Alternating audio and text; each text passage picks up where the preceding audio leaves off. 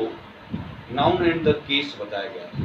अब noun and the case को समझने के लिए केस टेबल को समझिएगा, केस टेबल, और इसको बोर्ड के माध्यम से मत समझने का प्रयास कीजिएगा, हम उसको एक एक बोलेंगे और उसको लिखते जाइएगा।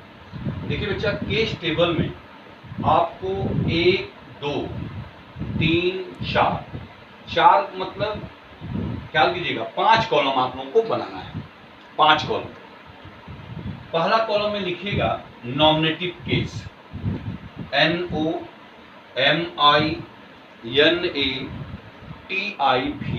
Nominative case. दूसरा कॉलम में लिखिएगा ऑब्जेक्टिव केस, OBJECTIVE,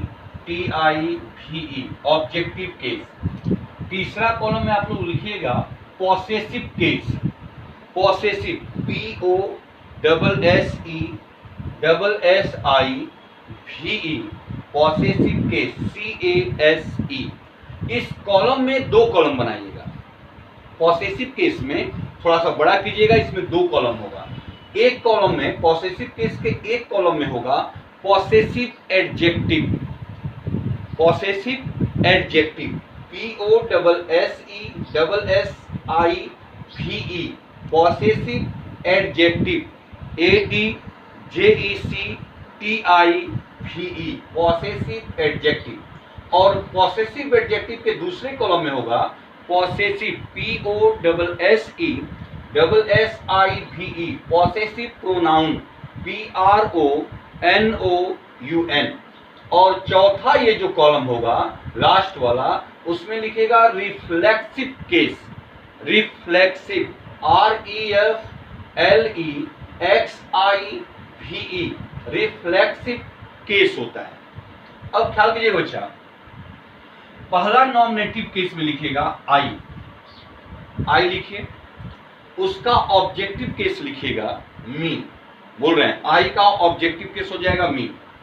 इसका पॉसेसिव जो एडजेक्टिव होगा वो होगा माई, MY।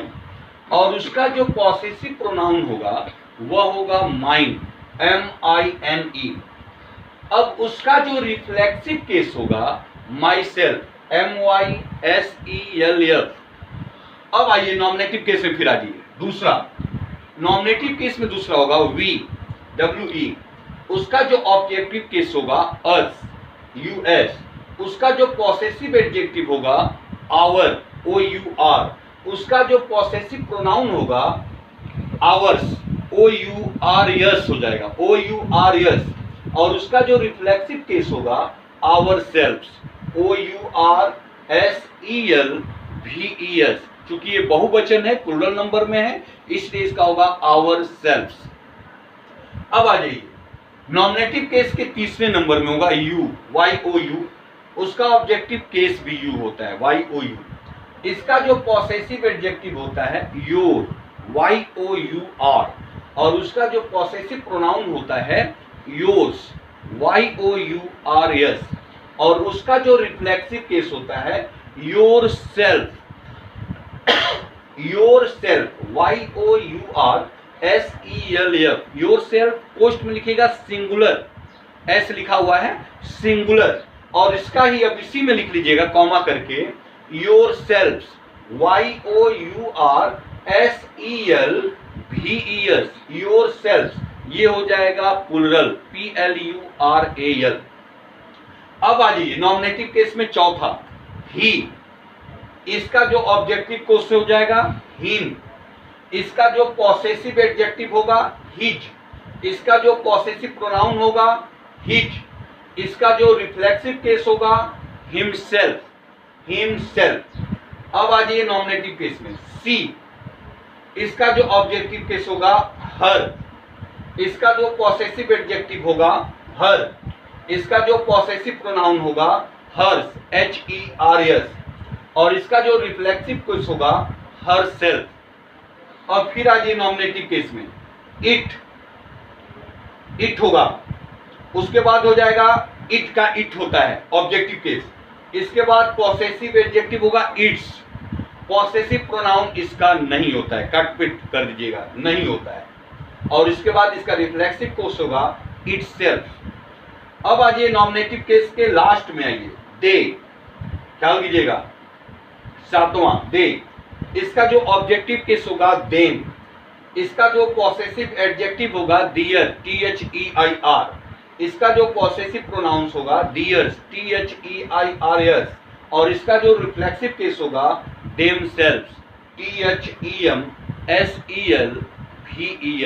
ये होता है बालक केस टेबल। अब थोड़ा सा नोट करके लिखिएगा। नोट नंबर 1, नोट नंबर 1 में लिखिएगा, पहला हेडिंग कीजिएगा possessive adjective, POSSESSIVE, possessive adjective. लिखिएगा कि माइन कामा आवर्स, MINE, माइन कामा आवर्स कामा योर्स कामा हिज।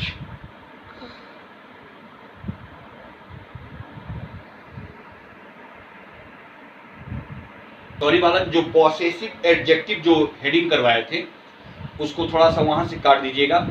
अब लिखिएगा, उसी को लिखिएगा पॉसेसिव एडजेक्टिव।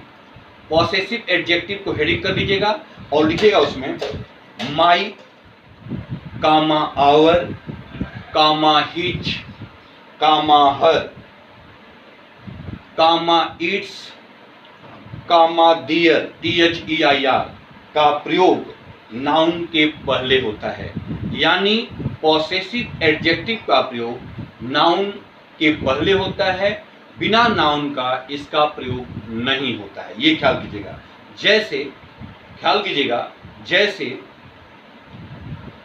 ठीक है ना, जैसे this is my book, this is my book. यहां पर बुक नाउन है और बुक के पहले जो माई है वो पॉसेसिव एडजेक्टिव है, इसलिए नाउन के पहले माई का प्रयोग हुआ है।